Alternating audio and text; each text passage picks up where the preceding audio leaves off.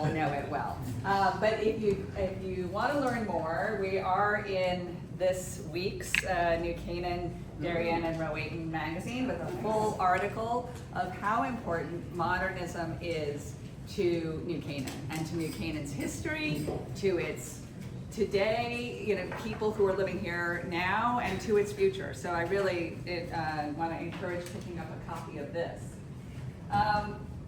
Let's see how we get this going. And its iconic 1949 glass house, the brick house of also 1949 next to it. We actually occupy 49 acres with 14 different structures, including art galleries, for sculpture, for painting, an architectural studio, and more. And we offer tours mid-April to mid-December. We also have a permanent collection of late 20th century art, sculpture and painting and mixed media. And we have rotating exhibitions. So we have an annual exhibition that will come through. We also do performances, music and dance throughout the year. So there's a lot that happens there, and I left on your table some of the brochures about our membership. Membership also gives access to even a greater number of events, so through the year. And at the end of this slideshow, I'm going to go through some of our upcoming programs. But first, to talk a little bit about this property an area that we're planning a restoration for, which is that yellow at the top, which was it's wooded wetlands that was purchased by Philip Johnson in 1949. It's his second purchase of land after the original 1946 in red. And it protected his view shed out towards the Stanford Reservoir. So then here you can see our area of the future project that we're looking at, which is roughly 5 acres of land with a pond, and it sits just downhill. There's a sharp incline there, and there's a winding pathway to what we call the lower landscape. And so this is addressing the lower landscape area, its built features as well as its natural features. And it's important to us to always be great caretakers, both of the architecture and of the landscape. The landscape is just as curated and designed by Philip Johnson as the buildings were. So we always keep them as a paired piece. And here's going back to 1962 when the Pavilion was first completed. It was a blinding white structure. It's a folly. It's a place to have picnics and have fun. And then the fountain is about 50 feet high. So and everything at the glass house, Philip Johnson was trying things out before he then executed or used the lessons learned in his buildings around the world. And so I'll be showing some examples of that, how this relates to his. Here you can see that relationship between the pavilion and the glass house up at the top, and that fountain actually shot as high as the glass house. So you could look out from the glass house and see the top of the water. Here it is, actually a photo taken by Robert A.M. Stern when he was a young architecture student. Loved getting this from him just before he passed away last fall. And here you can see a close-up of that creamy cement coating. This is all made by a New Canaan local. This is called shock baton. And actually there was a great lecture about shock baton at the Onera Foundation just about a couple months ago. And so this is a new technology. It's creating classical forms that used to be in marble, but now in cement. And it is creating a place of recreation on this residential landscape. It had little fountains inside, and then the underside of the ceiling were actually gold, painted in gold. And so light reflected off that gold, which reflected on the flickering water and on the fountains. It was very lively and colorful. It is not what you see today, and you may know well. It was also a freestanding island off the shore. And he said, It was an island for you to make your dreams come true. He felt it was a place of imagination. It was fun. It was like having a little playhouse out the back of your property. And in fact, you can play. You can have picnics. You see Philip Johnson on the left, Bob Stern on the top right, and Andy Warhol all gathering around on the pavilion. ADT did a dance performance on this pavilion. Merce Cunningham danced on this pavilion. Musicians have performed on this pavilion. It is a very important cultural feature. It also then was the model for other projects. So the Beck House in 1962, just outside Dallas, was created. He tested out the dimensions and the theory, and then he incorporates it into a project that he's commissioned for. Also the Sheldon Museum, you can see that same arch pattern coming through. And even Lincoln Center. Lincoln Center's colonnade, he did the master plan for all of Lincoln Center, and he designed New York State Theater Lincoln Center. But more importantly, that fountain is the fountain jet that he would then incorporate into the center fountain of Lincoln Center. Next to that is the Lincoln Kirstein Monument of 1985, and he put that, it sort of sits up in the woods towards Camp Playland. It was dedicated to his friend Lincoln Kirstein on the left, who was a cultural leader in America throughout the late 20th century. He was the founder of New York City Ballet. He brought Russian dancers to America. He was like huge in the dance world. And then Johnson created this tower that you were supposed to climb up. Don't worry, we don't let people climb up. That would be dangerous. And at the top, you can't really read it, but there's like a dedication to his best friend from college, and that he was lifelong friends with. Current conditions, very different, right? That fountain was not a friend with the falling water on top of the cement. But also the freeze-thaw cycle just really has decimated this. And when I went to Texas last year to see the Beck House, see how that has survived, I was struck just how decayed this is in comparison. Also that floating island effect. The silt runs down the stream, it builds around the pavilion, and that effect of the floating sort of island is lost. Also, we have a problem with duckweed. People actually think it's a solid green grass and will walk out onto the pond. So this is a problem. There's also structural decay where the rusting rebar from the inside of the cement is falling.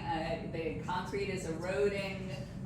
There's a shifting of the columns so that the structure is not quite secure in all areas. And we have biological growth, so where you see it's green, that's a mildew that's growing. All that creamy finish has just washed away. And all of the lighting and the fountain mechanicals have been abandoned, and then those mechanical conduits also rust and then cause decay. And then on the pavilion, it too is looking really bad. And so you can see that not only is there growth on it and staining, but also that the cement is cracking and falling and falling apart. The pathway down also needs attention. So this oilstone pathway has, the roots break up through it, the moss grows on it, it becomes slippery, the bridge needs new decking, so there's an access problem as well. And it used to have stairs, today is on the left, the 1970s is on the right. It used to have stairs that connected the pathway to the glass house, and those were removed in the 1980s, and we would like to see a version come back. Not to act as stairs so much, but actually we need a place for school groups to gather and sit and listen to educators and their teachers as they speak. And we are ramping up our partnerships with different schools in the region. We want to have more classroom groups. You're going to be shocked when I say there are 2 classes a year. and has always been 2 classes a year that visit. That's, West School and Country School, I mean, thank God for them, but nobody else is visiting. And so that is a shocking thing when I came on. So we hired a consultant to develop a full educational program for middle and high schoolers, especially to dig into design, into landscape, into ecology, into art. And so that is going to be launching this fall, but we need a place for everybody to gather and congregate that's kind of off the pathways and walkways. So that's an idea of putting in some steps that were there that people can sit on. Surprise, surprise to us, as we dug through old archival records, we found a lighting plan for the lower landscape by Richard Kelly, who was Philip Johnson's lighting designer. He did the lighting on the Seagram building. He did the lighting at the Glass House. He did lighting on the Hodgson House across the street. So great lighting designer. We now have this and are looking at installing lighting, and just to give an idea of what that is like around the Glass House, it's stunning. And just last fall, we launched a series of golden hour sunset tours, sell out completely. And so now if we're able to extend that lighting into the lower landscape, that would be really exciting for us. So we need to dredge and cofferdam the pond around the pavilion to do this work. We need to add all the motors and the pumps to move the water and prevent the duckweed and have the fountains working again. We need a stream sediment pool system where they don't, when it rains really hard, which now it seems to do all the time, it doesn't just flush the pond full of sediment and which builds up. So you do little collection ponds. We have a concrete restoration and all of that creamy white finish that we need to put back. It needs a new roof, new electrical distribution, plumbing, the fountains. We need to replace that walkway pavement and the bridge decking, restore the Kirsten monument, and new landscape lighting. I will say also, we've been talking to Camp Playland to create sort of a woodland path to connect there, because art students at Camp Playland also can't come to our site easily. It'd be great if there was an easy walkway for them to come over and explore. So our campaign, we're launching now, we're in the quiet phase, but we're raising $2 million by the end of next year to fund the restoration and the long-term preservation of the Pond Pavilion, the monument, and the surrounding landscape. So just to note that the Glass House receives no funding from New Canaan, it receives no funding from the state of Connecticut, it receives no funding from the federal government, it receives no funding from the National Trust for Historic Preservation, our parent company. We fundraise for all of our money from private sources. And then eventually, maybe not looking like this, we will return it back to public enjoyment, relaxation, recreation, performances, picnics. We're very excited to have something that we're very proud of down on the lower landscape. Oh, and also without, just to connect, without invasives, foreign invasives, less poison ivy would be nice. All of those things could make this a more accessible and usable space. Sounds like another outing for Rotary. Yeah. I hear you guys are good at it. Rain is good too. All right. So that Yes, go ahead. The New Canaan business had done the cement. Is a New Canaan, we haven't chosen a contract. No, you said- Oh, yes, it was. Well, I wondered I if can't it was still remember the around. contract, well, from the 1960s, I'm not Yes, sure. curious, yeah. You never know. But the person who invented shock baton lived here in New Canaan, so that was an interesting historical connection. Okay, well, so any questions about that though, before I move, just give some highlights? Yeah. The staircase that was taken out in the 80s, that sounds like Johnson would have taken that out. He did. Is I'm there not any sure record why. Okay, that was the Yeah, question. no, I'm not sure why. Okay. Yeah. So given that I forget what you call the building down in the pond, was an island when it was built, how did they get to that? There's a large stone They would that step over creates a just that step, stone? which Okay. is now sunken into that muck. and needs to be kind of pulled up to make it easier to access, for sure. So all the things you were describing that has happened, the decay in that building, is it structurally sound? Is it refurbishable, or is it, or are you gonna tear No, it I down think and build? we are refurbishing and restoring. I think there's one pillar which is not weight bearing, but is decorative, that is actually loose and probably would need to be recast and reinstalled. But for the majority of it, we will be adding in any areas of loss and then recoating the entirety.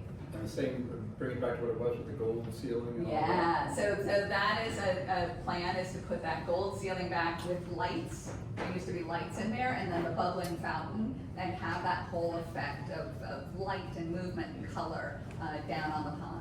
Should be really exciting. Just going back to the funding of it all. Yeah. One thing that kind of really surprised me is that you're not receiving any kind of public funding, governmental funding or local community No. funding. Are you considering applying for different kinds of federal? We applied to a state for a grants? preservation grant to the Yeah. state of Connecticut and didn't receive it. It said, we got the highest marks for significance, historical sort of relevancy, for need, for urgency, and then because we're in New Canaan, we got the lowest mark for, because we were not in an area of economic need. And so we did not get that grant. And the town of New Canaan cannot help you either? It is what, that was their decision. So we looked to New Canaan and our friends and our supporters, our patrons and companies and sponsors to help us work on this. We also applied for a Save America's Treasures grant. That grant didn't come through, but also I think is being cut by our government, but at the federal level. It's not, I don't know much, which is usually the case. How does the National Trust work in the context of not supporting this project? Is that true across all their projects, or are we special because we're in Canada? It's a good question. I think we're special because we have the capability of fundraising, whereas maybe some of their sites, like a site in rural Louisiana, has a very hard time fundraising. And so the National Trust steps in to make up shortfalls. The Glass House is expected to raise its funds and cover our operating expenses. Capital projects, I think capital projects have been few and far in between, and so each one has been fundraised in different ways. Sometimes there's been one single donor who replaced the roof of the sculpture gallery. Sometimes it's been a collection, and sometimes we've had to take from our endowment, which was left by Philip Johnson and David Whitney. But none of those were National Trust money, it was all Glass House money. Yeah. I'm excited to go into this and move forward with this. My background is managing restoration projects, overseeing everything through design, through construction. This is the exciting part. I love all my parts of the job, but budget season, maybe not so much. This is fun. And so I'm excited to get this done and to do this, and just are figuring out the finances now and working with, right now we're in the process of doing the concrete mock-ups and seeing what those are gonna look like, picking some finishes and some colors and things like that. Super. Well, let me just give you we just opened our season. April 16th, we have a new exhibition every year on our site. Sometimes it's indoors, sometimes it's outdoors. This year, our exhibition is Tomashi Jackson and Robert Rauschenberg, The Catch One, and it's in our painting gallery. This was the opening party, and we received funding from the Robert Rauschenberg Foundation for this, and so that was a great event to have with the foundation as part of the 100th anniversary of Robert Rauschenberg, which has been happening around the world. So here you can see on the left a Tomashi Jackson, and on the right one of the Rauschenbergs from our collection, which the foundation graciously funded its restoration. So we have a series of these, and Tomashi Jackson was the latest Rauschenberg Fellow in Bob Rauschenberg's studio down in Florida, and so she really was responding to these spreads, these collages collages of materials that Rauschenberg was so known for. Looking in another way, where she on the left or in the center is a door that she used from her mother's house, and on the right is a Rauschenberg work with a door inset into it. So there's a lot of paintings and to see in this exhibition. It's very fun, and I love Robert Rauschenberg's work, and Tamashi's just been an exciting addition to our collection. So our tours and programs coming up, we have that golden hour tour. We have one on May 21st. Then the sun sets too late until the fall, and we will resume those golden hour tours in the fall.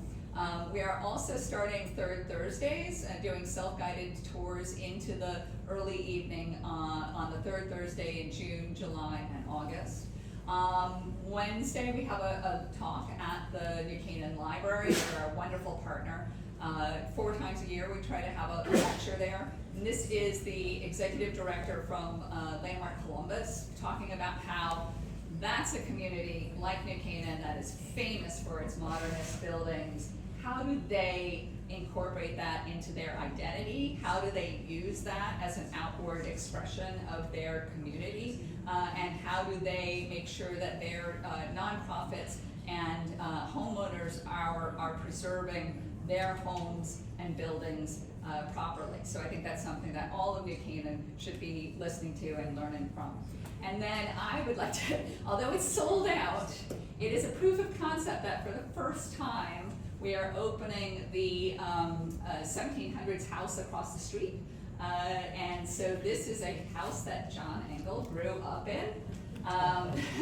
And so we're super excited to have both the garden, it's a peony garden that was installed by David Whitney, as well as the house will be open. Gwen North Reese, you may know her, she's a wonderful local historian. She will be there talking about the history of this great salt box house, and this is part of our contribution to the celebration of the 250th anniversary of the Declaration of Independence. So talking about early history of New Canaan, this was one of the earliest deeded properties, and it really has a great history in farming and such, and we'll talk, and all the way to the 20th century, and you can see contemporary modern art inserted into the back of the house now. John, do you want to say anything about that house? Hey, John. I know. He was on the second floor, had I'm so stunned, I'm looking at it and I'm thinking, it looks like the setting, but I can't. So you bought it from the Pearls, and the Yes. Pearls had been there for at least 50 years, right? Yes, and so they were in their late 80s when we bought it. And it was, well, It was white. was It was it? painted white, and where But you it was- see that piece of glass with graffiti, or what looks like graffiti, that's really etched glass, and that's so that the birds don't fly into it or people don't walk into it. But that was in place of the new part of the house. So you're looking at the back of the house there, and on that back of the house there was a kitchen on the ground floor, and a kitchen, an enclosed porch, and my parents' bedroom above it. And so David Whitney and Philip took the new part of the house, the kitchen, off there, and put that glass in its place, and basically brought it back to the original 1783, what it would have looked like, and how, including the color, what it would have looked like back in 1783. They took the driveway out, the asphalt out, and brought it back to its original colonial roots, and planted the peony garden. And it's extremely fragile. So when you walked in, it had a great room with a great big fireplace in the center. So that's how they heated houses back then.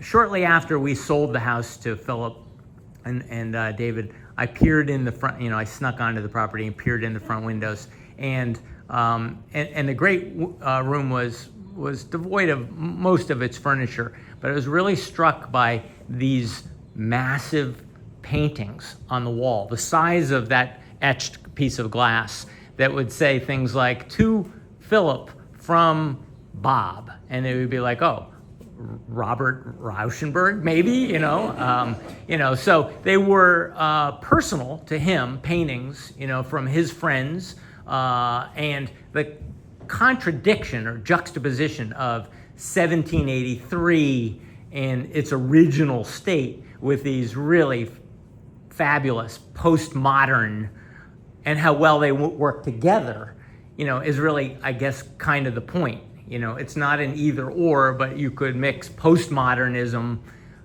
with colonialism, and they worked well together. Kind of like the colonialness of this picture with the graffiti-like etched glass, you know, of the back of the.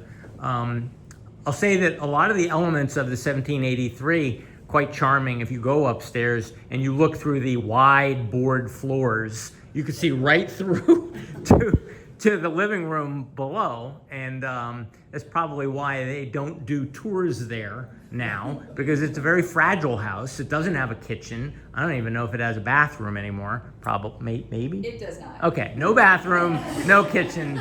Another Very authentic. Authentic 1780. But instead of having a rug on the floor of my room on these wide board old floorboards, they painted what looks like a rug. So I guess that's still there, right? With its border, it's kind of, you know, reddish paint and greenish, you know, border around the reddish paint. So it was kind of interesting the way they made do in colonial times, you know, pretending to have a rug if you couldn't afford a rug. Anyway, I won't go on further, but that's, you know, the story of one of my experiences in the house. I don't know if you wanted to add anything. It was very comfortable. I don't think we ever lived in a new house. We always lived in a vintage house. Wonderful. But it was comfortable, and I loved the setting, and I'm glad it's still the same.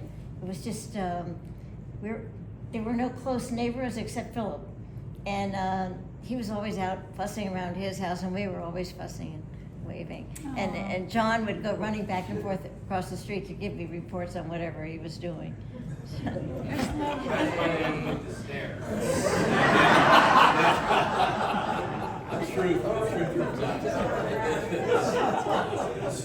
I will just add, this is the first time we're showing this property, this part of the property, this part of the house. New Canaan gave us a permit to open for one day in this year. I hope that it's sold out very quickly. We offered one free, and so each of the 4 tours we decided would be 40 people. They park next door at West School and just walk over. It's the next property. And 10 people at a time because of that fragility going into the house, for sure. But we gave one tour over to the New Canaan Garden Club, one tour over to the Beautification League, and then 2 tours open to the public, and you know, it was immediate. Very popular. Part of this, the draw are the peonies. This warm weather, this sun is making them bloom a little early, which is making me very nervous. But if they're past, then the irises will be up. So it'll be beautiful no matter what. And my goal and hope is that this is something we want to do every year. And I think that more access for people to learn about New Canaan history, all the better. So that is my goal here with this part of the property. And then finally... You think the draw is partly because I live there? Yeah. Well, see, I certainly that.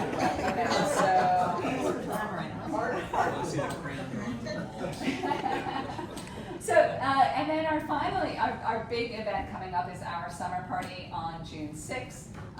This is being sponsored this year by Knoll, and we're very excited to partner with Knoll Design Within Reach and that whole family of modernist furniture. We'll also have a great gospel performance, just really fun day. If you've never been to the summer party, 12 to 4 at our property. It's the only day we can open to a very large capacity and have both art. We'll have an art auction, and we'll have art on exhibition and we will have performances in music and in dance, and great food provided by Elm, which we're just so grateful to partner with them.